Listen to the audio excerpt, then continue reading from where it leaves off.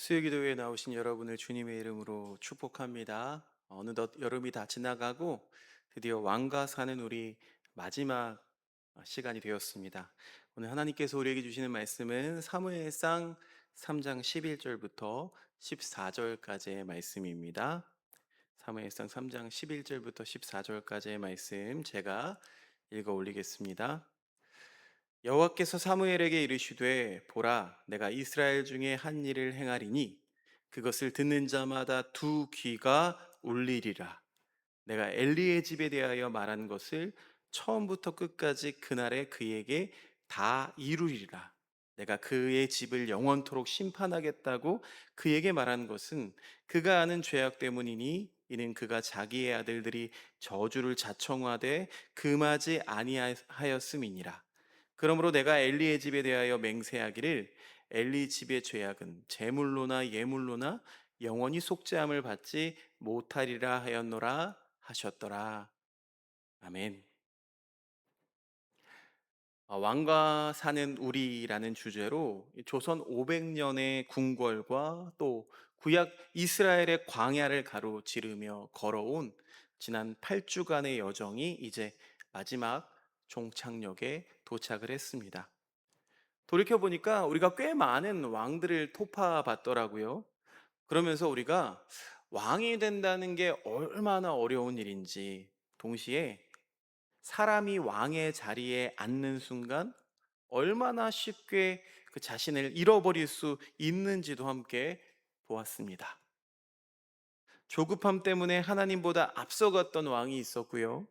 지혜를 가졌지만 그 지혜 안에 자기 안에 갇혀버린 왕도 있었습니다.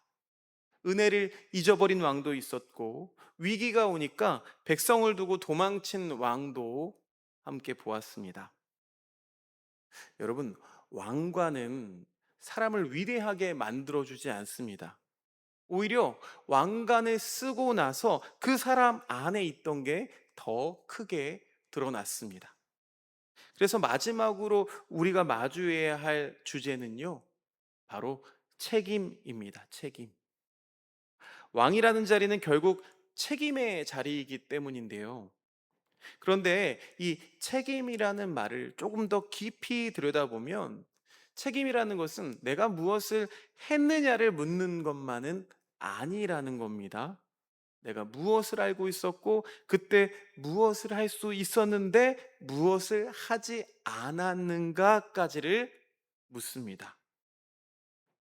우리는 흔히 악을 저지르는 사람을 생각할 때 이 칼을 휘두른 사람만 떠올립니다. 누군가를 속이고 빼앗고 폭력을 행사한 그 사람 말이죠. 그런데 성경은요, 우리에게 조금 더 불편한 질문을 던집니다. 그 사람이 그렇게 하는 동안 너는 무엇을 하고 있었느냐라고 물어본다는 거예요. 그러고 보면 악이라는 것은 언제나 적극적으로 행동하는 사람에 의해서만 커지는 건 아닌 것 같아요. 때로는 이 악을 보면서도 아무 말도 하지 않는 사람, 잘못인 줄 알면서도 모른 척 하는 사람, 자신의 자리와 관계와 그 평안을 지키기 위해서 한 걸음 물러나는 사람을 통해서 이 악이 더 오래 살아남는다는 겁니다. 그래서 오늘 우리가 이야기할 방조, 이 방조라는 단어. 이 방조라는 단어는 우리 송 집사님이 우리 식사하면서 아이디어를 주셨는데 제가 한자어를 잘 살펴보지 못했거든요. 방자가 곁방자나 놓을방자가 주로 쓰이고 조자는 늘 도울조를 씁니다. 그러니까 이 방조라는 거는 단순히 아무것도 하지 않는 상태를 말하는 게 아니라는 거예요. 방조란 그 악을 돕는 겁니다. 무언가를 돕는 거예요. 곧 책임을 가진 사람이 자신의 책임을 포기하는 게 방조라는 겁니다. 여러분, 악을 저지른 사람과 악을 막을 수 있었던 사람이 같이 있다고 한번 생각해 보세요. 물론 둘은 똑같지 않습니다. 그런데 두 번째 사람에게도 하나님은 물으신다고요. 너는 알고 있었는데 왜 아무것도 하지 않았느냐고. 오늘 우리가 인조 임금과 엘리 제사장을 함께 살펴보는 이유가 바로 여기에 있습니다. 조선의 제16대왕 인조의 삶에는 이 질문을 던지게 만드는 장면이 있습니다. 1623년 인조 반정으로 왕위에 오른 인조는 그래서 이제 평생 정통성에 대한 불안과 정치적인 위협 속에서 살아가야만 했습니다. 이괄의 난이 벌어지자 도성을 떠나야만 했고 정묘호란과 병자호란을 겪었습니다.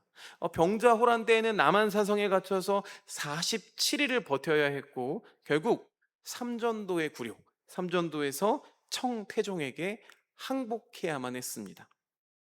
그 참담한 패정과 책임과 굴욕을 온몸으로 짊어지고 심양으로 끌려간 사람이 있었는데 맏아들 소현세자였습니다. 그런데 소현세자는요, 단순하게 그 시간을 포로 생활로 보내지 않았습니다. 청의 정세를 살피고 조선과 청 사이에 이 외교적인 문제를 조정하는 역할도 했고요. 북경에 들어가서 이 서양의 천문학과 수학, 지리와 과학 기술을 공부했습니다. 또 아담 샬이라는 외국인과 교류하면서 새로운 문물, 새로운 사상에도 관심을 가졌어요. 그렇게 9년간의 볼모 생활을 끝내고 1645년에 조선으로 돌아오게 됩니다. 그런데 아들이 돌아왔잖아요. 아들이 돌아왔는데 아버지가 기뻐하지 않는 거예요. 오히려 불편해하는 겁니다. 왜요? 아들은 청나라와 가까워졌고 국제 정세도 경험했고 새로운 세계를 봤죠. 그래서 백성들에게 기대를 받을 만한 사람이 돼서 돌아온 겁니다. 그러다 보니까 인조에게 이 자랑스러운 아들의 귀환이 아니라 이 소현세자의 귀환은 자신의 왕좌를 위협하는 존재로 느껴진 겁니다. 급기야 귀국한 지 2달 남짓한 1645년 4월에 소현세자가 갑작스럽게 병이 듭니다. 사흘인가 나흘 만에 세상을 떠나게 돼요. 그런데 이 소현세자의 죽음이 당시에도 의문을 낳았습니다. 인조실록에 보면은요, 시신의 상태가 비정상적이라고 기록되어 있고요. 어이 이영익에 대한 태도에 대해서도 책임론이 제기가 되었습니다. 그런데 인조는 이런 의문사가 있음에도 불구하고 이 세자의 죽음을 충분히 규명하지 않았다는 거예요. 심지어 장례 절차도 서둘러 마무리했습니다. 물론 우리가 이 소현세자의 죽음을 음모론적으로 바라볼 필요는 없습니다. 역사학에서도 이 독살 여부를 둘러싼 논쟁이 계속 되어 왔거든요. 그런데 분명한 팩트 하나는 있죠. 이 인조라는 임금이 아들의 죽음 앞에서 적극적으로 진실을 파헤쳤던 왕은 아니었다는 사실입니다. 자, 그리고 그 뒤의 역사는 더욱 참담합니다. 소현세자의 부인인 세자빈 강씨는 결국 영모와 독살 혐의를 받아서 죽임을 당하고요. 소현세자의 세 아들도 제주도로 유배당합니다. 그중 첫째, 둘째 아들은요, 제주도에서 생을 마감하게 돼요. 자, 여기서 우리가 생각해야 될 게, 그럼 인조라는 왕은 참 나쁜 왕이었구나 라는 결론으로만 끝나서는 안 됩니다. 더 무서운 건 뭐냐? 사람이 자신의 불안을 지키기 위해서 진실을 외면하기 시작하는 게 더 무섭다는 거죠. 처음에는 그게 작은 침묵으로 시작돼요. 조금만 더 지켜보자. 괜히 문제를 크게 만들 필요 있어? 지금은 때가 아니야. 내가 나서면 오히려 복잡해질 거야. 그런데요, 그런 말들이 반복되면 어느 순간 침묵은요, 선택이 돼버리는 겁니다. 그리고 그 선택된 침묵은 결국 누군가에게는 폭력이 되고 맙니다. 자, 이 장면을 성경으로 그대로 가져오면 우리는 오늘 말씀 엘리 제사장을 만나게 되는데요. 엘리가 공식적으로 왕은 아니었습니다. 그래서 왕의 이야기인데 왜 엘리 이야기를 넣었을까 하는 의구심이 드실 텐데, 그런데 이 엘리라는 사람은 사사 시대의 마지막을 살아가던 사람이죠. 제사장이자 또 지도자의 위치에 있었습니다. 왕 이전에는 이 제사장이 아주 큰 역할, 사사가 큰 역할을 감당했다고요. 그리고 이 엘리의 가문은 이스라엘의 종교적 권력을 다 쥐고 있었습니다. 그런 그 엘리에게는 두 아들이 있었는데요. 홈니와 비느하스입니다. 여러분 잘 알고 계시죠? 그런데 성경이요, 이들에 대해서 어떻게 평가하는지 말씀을 통해서 만나보겠습니다. 사무엘상 2장 12절 말씀 세번역 성경으로 읽어보겠습니다. 엘리의 아들들은 행실이 나빴다. 그들은 주님을 무시하였다. 굉장히 신랄한 평가죠. 심지어 이 아들들이 제사까지 이용합니다. 하나님께 드리는 제물을 자기들의 배를 채우는 수단으로 만들어 버린 거예요. 우리도 오늘 그 우대갈비, 왕갈비탕 먹었지만, 백성들이 하나님께 드리려고 가져온 제물을 그 중에서 맛있는 거를 이렇게 몰래 빼돌리고, 심지어는요, 이 회막에서 수종드는 여인들과 성적인 죄악까지 저지릅니다. 문제가 있습니다. 엘리가 그러면 이것을 몰랐느냐? 아니요, 알았습니다. 그리고 성경은 엘리에게 이렇게 말하고 있어요. 29절 말씀, 2장 29절 세번역 성경으로 읽어봅니다. 시작. 그런데 너희는 어찌하여 나의 처소에서 나에게 바치라고 명한 나의 제물과 예물을 멸시하느냐? 어찌하여 너는 나보다 내 자식들을 더 소중하게 여기어 나의 백성 이스라엘이 나에게 바친 모든 제물 가운데서 가장 좋은 것들만 골라다가 스스로 살찌도록 하느냐? 이 말씀이 참 무섭지 않으세요? 하나님께서 이 엘리를 책망하시면서 왜 네 아들들을 사랑했느냐? 라고 말씀하지 않으십니다.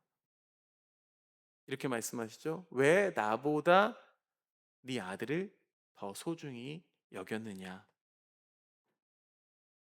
여러분, 자녀를 사랑한 건 죄가 아니죠. 순서가 뒤집힌 게 죄가 되었습니다. 자녀를 사랑하는 건 당연합니다. 가족을 지키고 싶은 마음 또한 당연해요. 가까운 사람을 보호하고 싶은 마음도 자연스럽습니다. 허나 그 사랑이 하나님의 뜻보다 앞서기 시작하면 사랑은요, 어느 순간 우상이 됩니다. 그래서 엘리의 문제는요, 아들들을 사랑했다는 데에 있지 않습니다. 그 아들을 지키기 위해서 하나님이 요구하시는 책임을 내려놓았다는 데 있습니다. 물론요, 엘리가 아들들에게 말하기는 했어요. 사무엘상 2장 23절에서 24절 말씀. 그래서 그는 그들을 타일렀다. 너희가 어쩌자고 이런 짓을 하느냐? 너희가 저지른 악행을 내가 이 백성 모두에게서 듣고 있다. 이놈들아, 당장 그쳐라. 주님의 백성이 이런 추문을 옮기는 것을 내가 듣게 되나니 두려운 일이다. 그런데요, 딱 거기까지였다는 거죠. 책망은 했지만 멈추게 하지는 않았습니다. 말은 했는데요, 책임은 지지 않았어요. 직분을 박탈할 수도 있었고 공동체로부터 분리할 수도 있었습니다. 결국 이 엘리의 말은 책임지는 말이 아니라 그냥 잔소리가 되어버린 겁니다. 자녀를 키우는 입장에서 이 부분에 참 공감하게 되는데요. 우리도 비슷할 때가 있잖아요. 그러면 안 되지. 그건 잘못된 거야. 그렇게 말하고 끝날 때가 참 많은 것 같아요. 왜냐하면 그 다음이 어렵기 때문이죠. 그 말을 끝까지 하면 관계가 깨질 수 있을 것 같거든요. 내가 미움을 받을 것 같거든요. 말하면 내가 손해를 볼 것 같습니다. 그래서 우리는요, 때때로 진실을 말하지 않는 게 아니라 진실을 말한 뒤에 감당해야 될 그 대가가 두려워서 침묵한다고요. 그게 뭐라고요? 방조입니다. 방조는 무관심에서 나오는 게 아닙니다. 때로는 이렇게 사랑에서부터 나옵니다. 정확하게 말하면요, 잘못된 사랑에서 나오는 거죠. 내 자식이니까. 내 사람이니까, 내가 아끼는 사람이니까. 그래서 잘못을 보면서도 한 번 더 눈을 감아주게 되는 겁니다. 그런데 하나님은 물으신다고요. 그 사람을 사랑한다면서 왜 그 사람이 잘못된 길로 가는 것을 그냥 두었느냐고. 사랑하는 여러분, 여기에서 오늘 말씀을 우리 삶으로 좀 가져와야 합니다. 우리가 살아가는 자리에도 실로라는 게 있습니다. 가정이 있고요, 교회가 있고, 직장이 그 실로라는 역할을 합니다.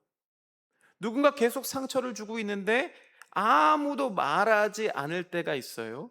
누군가 부당한 일을 당하고 있는데 모두가 알고도 그냥 모른 척 할 때가 있습니다. 자녀가 잘못된 방향으로 가는 것을 알면서도 크면서 자기가 알아서 판단하겠지 하면서 넘길 때가 있다고요. 교회 안에 문제가 생겼는데 괜히 이거 이야기하면 교회가 시끄러워질 수 있으니까 하면서 덮어버릴 때도 있습니다. 그런데 여기서 우리가 조심해야 된다는 거죠. 모든 침묵이 죄는 아닙니다. 말하지 않는 것이 언제나 방조가 되는 건 또 아닙니다. 때로는요, 기다려주는 지혜가 필요하기도 하고요. 때로는 상대방을 살리기 위해서 침묵해야 할 때도 있습니다. 그러니까 책임 있는 신앙은 무조건 말하는 신앙이 아니죠. 무엇을 말해야 되고 또 언제 말해야 되고 어떤 방식으로 말해야 하는지를 분별하는 게 신앙입니다. 더 중요한 건 이거죠. 말해야 될 때 말하지 않는다면 그 침묵은 더 이상 중립이 아닌 거라고요. 침묵이 누군가를 보호하고 있다면 그건 단순한 침묵이 아닙니다. 누군가의 잘못을 계속 가능하게 만드는 그런 침묵이 있다면 그건 이미 어떤 방식으로든 그 악에 함께 참여하고 있는 겁니다. 엘리는 아들들의 죄를 직접 저지른 건 아니었어요. 그런데 그것을 알고 있었습니다. 그리고 막을 수 있는 자리에 있었죠. 그럼에도 막지 않으니까 하나님께서는 그에게 책임을 물으셨습니다. 책임이란 건 내가 한 일만 책임지는 게 아니죠. 내가 할 수 있었던 일을 하지 않은 것까지 하나님 앞에서 돌아보는 겁니다. 이게 바로 오늘 우리가 이 마지막 시간에 배워야 할 책임의 무게입니다. 방조가 무서운 건요, 이 방조가 당대에서 끝나지 않는다는 겁니다. 엘리의 침묵은 결국 엘리 한 사람의 문제로 끝나버리지 않았죠. 홈리와 비느하스는 결국 죽습니다. 또 그 전쟁에서 언약궤가 빼앗깁니다. 그러니까 이스라엘이 패배해요. 그리고 비느하스의 아내가 죽어가면서 아이를 낳는데 그 아이에게 붙여진 이름이 무엇이냐? 이가봇입니다. 영광이 이스라엘에서 떠났다. 여러분, 한 가문이 실패한 것 같은데 이 실패가 전체의 상처가 되어버린 겁니다.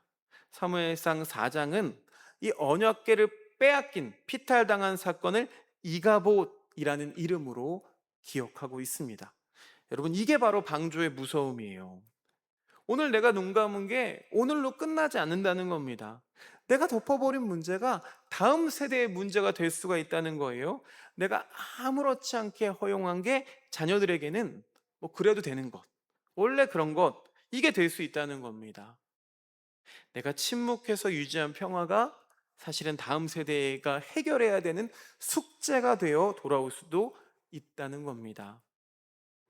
그래서 부모의 책임은 자녀에게 완벽한 신앙을 물려주는 게 아닙니다. 완벽한 부모가 되는 게 아니라고요. 적어도 무엇이 옳고 또 무엇이 잘못된 것인지를 분명히 가르쳐 주는 겁니다. 우리 집에서는 이런 건 안 돼. 우리 교회에서는 이것까지는 허용할 수 없어. 하나님 앞에서는 이런 것들은 정당화될 수 없어. 그 경계선을 알려주는 게 진짜 사랑이지 않겠습니까? 아이에게 모든 걸 허용하는 사랑은 진짜 사랑이 아닙니다. 때로는 아이가 싫어할 걸 알면서도 멈추게 하는 게 사랑이죠. 그 순간 부모의 마음은 아파요. 그런데 사랑은 언제나 상대가 좋아하는 것만 해주는 게 아니죠. 그 사람이 잘못된 길로 가지 않도록 함께 서주는 게 사랑인 줄로 믿습니다. 자, 이제 마지막이니까 다시 처음으로 돌아가야 됩니다. 숨이 산 거 아니니까요. 지난 8주 동안 우리가 수많은 왕들을 만나봤습니다. 그런데 이 왕들의 면면을 살펴보면 왕들이 하나같이 자기 왕좌를 지키려고 아등바등하는 모습이 보여요. 자, 그리고 오늘 인조와 또 엘리를 만나봤습니다. 이들의 공통점은 뭐라고요? 자신이 가지고 있는 그 자리를 지키기 위해서 자신이 가지고 있는 그 책임을 회피했다는 겁니다. 그런데 성경은 우리에게 전혀 다른 왕을 소개하죠. 예수 그리스도이십니다. 이렇게 세상의 왕은 자기가 살기 위해서 다른 사람까지 희생시키는데, 예수님은 다른 사람을 살리기 위해서 자기 자신을 내어주시죠. 세상의 왕은 책임을 아래로 내려보냅니다. 이 사람이 잘못했어요. 네가 책임져. 나는 몰랐어. 나는 시키지 않았습니다. 하지만 예수님은 그 책임을 오롯이 자기에게로 가져오십니다. 십자가에서 예수님은 우리의 죄를 대신 짊어지셨습니다. 우리의 실패를 대신 감당하셨어요. 우리가 감당해야 될 그 심판과 죽음의 자리까지 내려가셨습니다. 그래서 여러분, 십자가는요, 단순히 사랑의 상징만이 아닙니다. 십자가라는 것은 책임의 자리입니다. 하나님이 인간의 죄를 외면하지 않으셨다는 증거이기도 하고, 동시에 그 죄의 책임을 인간에게만 떠넘기지 않으시고 그리스도 안에서 친히 감당하셨다는 복음의 자리입니다. 여기서 사람왕 인조와 예수님이 완전히 갈라지는 거죠. 인조는 자신의 왕자를 지키기 위해서 아들의 죽음 앞에서 진실을 외면했는가 하면, 하나님은 우리의 생명을 살리기 위해서 아들 독생자를 내어주셨습니다. 엘리는 아들들을 지키기 위해서 하나님의 거룩함 앞에서 침묵했습니다. 그런데 예수님은 우리를 살리기 위해서 자신의 거룩한 몸을 십자가에 내어놓으셨습니다. 그래서 엘리의 실패의 끝에는 뭐가 남았다고요? 이가봇이라는 이름이 남았습니다. 영광이 떠났다. 그런데 그리스도 안에서는 그 정반대의 일이 일어납니다. 하나님이 우리 가운데 오시는 거죠. 말씀이 육신이 되어서 우리 가운데 거하십니다. 이게 무슨 말인가요? 임마누엘. 하나님이 우리와 함께 계신다. 이가봇에서 임마누엘로, 떠난 영광에서 다시 우리 가운데 거하시는 영광으로, 방조하는 왕에서 책임을 짊어지는 왕으로, 이것이 우리가 8주 동안 걸어온 여정의 마지막 챕터입니다. 사랑하는 교우 여러분, 지난 8주 동안 우리가 왕들을 공부한 게 아니죠. 어쩌면 우리는 우리 자신 안에 있는 작은 왕들에 대해서 공부한 건지도 모르겠습니다. 어떤 왕이요? 내가 옳다고 주장하는 순간에 나, 내 자리를 지키려고 고집하는 나, 손해보지 않으려고 침묵하는 나, 사랑한다는 이유로 눈 감아주는 나, 책임져야 될 순간에 나는 몰랐습니다 라고 말하고 싶은 나. 우리 안에도 그런 작은 왕들이 앉아 있어요.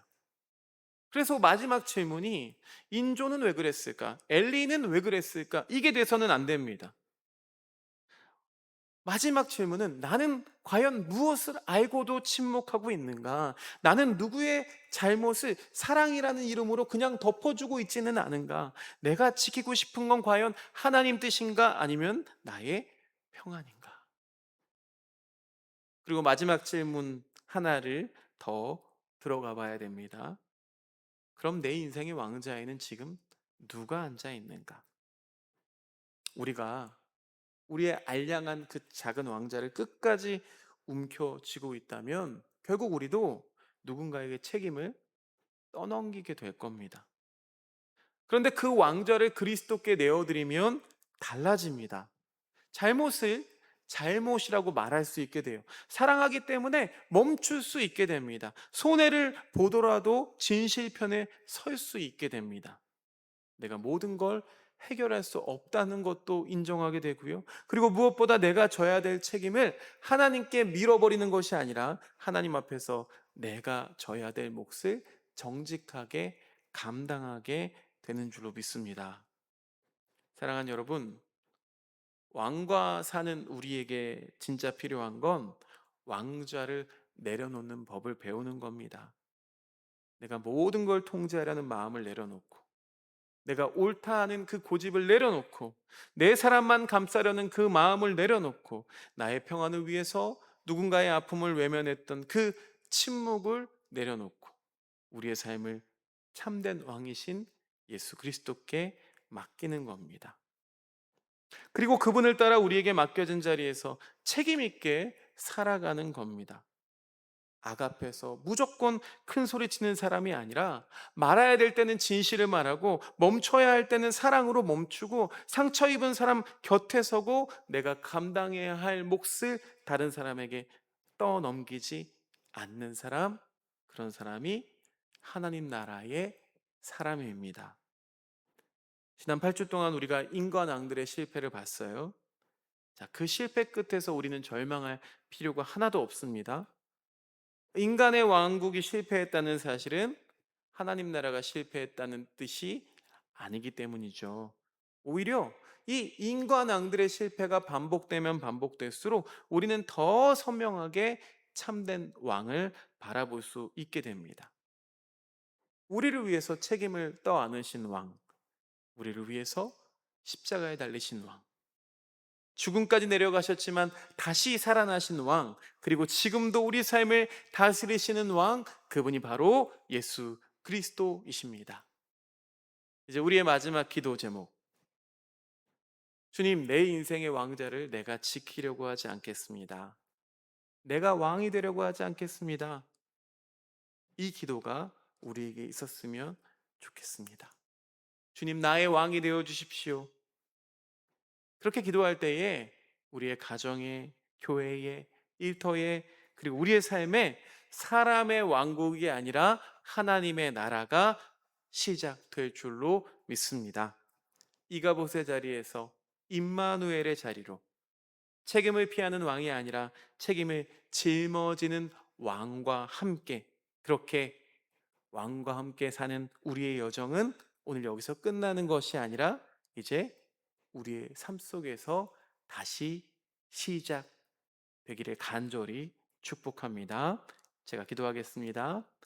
사랑과 공의의 하나님, 지난 8주 동안 역사와 말씀의 거울 통해서 우리 내면의 숨은 죄악과 한계를 적나라하게 보게 하시니 감사합니다. 인조처럼 내 자리와 안위를 지키기 위해서 비겁하게 침묵하고 엘리처럼 다음 세대의 타락을 뻔히 알면서도 방조했던 우리의 완악함을 이 시간 회개합니다. 죄악 앞에서는 침묵이 중립이 아니라 동조였음을 고백하오니 십자가의 보혈로 우리를 용서하여 주옵소서. 세상의 헛된 왕들과 우상을 의지하던 마음을 내려놓습니다. 모든 인류의 죄와 형벌을 홀로 짊어지시고 십자가에서 책임을 다하신 우리 주 예수 그리스도만을 내 삶의 영원한 왕으로 모십니다. 우리 침묵으로 인해 다음 세대의 신앙이 무너지지 않게 하시고 말씀과 기도로 거룩한 책임을 다하는 파수꾼이 되게 하여 주옵소서. 이가봇의 절망을 넘어 영원한 임마누엘의 영광으로 우리와 함께 하시는 예수 그리스도의 이름으로 간절히 기도드립니다. 아멘.